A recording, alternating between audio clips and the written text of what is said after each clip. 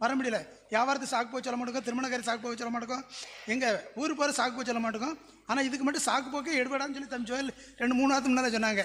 அதேமாதிரி சொல்லும் போது சாக்கு போக்கு சொல்லி வராமல் இருந்ததுக்கு ஒரு சில ஆசீர்வாதம் குறைந்து இந்த நம்ம ஐக்கியத்துக்கு வந்தது நிமித்தம் ஆண்டவர் மறுபடியும் அந்த ஆசீர்வாதங்களை தரமிச்சது. அதோடு மாத்திரமல்ல, நல்ல ஒரு வாக்குத்த வசனம் ஏசாயா 48ஆம் அதிகாரம் 17 வசனம். அண்ணா சொன்னாங்க, நான் ஒரு சில காரியங்களை தேவையெல்லாம் பேசுவேன்.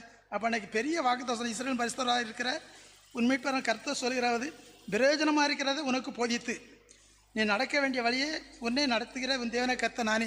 ஒரு காரியத்துக்காக ஜோம்னு அண்ணாச்சு சொன்ன கிருபையில் வாக்குத்த பிரயோஜனமான வார்த்தை மட்டும் பேசணும், தேவையில்லாத வார்த்தை ஒரு வார்த்தை கூட வரக்கூடாது. நாங்கள் ஒரு சில காரியம் ஜோம்னு போகும்போது அதே மாதிரி பிரதான கிருபையில் அந்த போக்குற காரியத்தை ஆண்டவர் வாய்க்க பண்ணார்.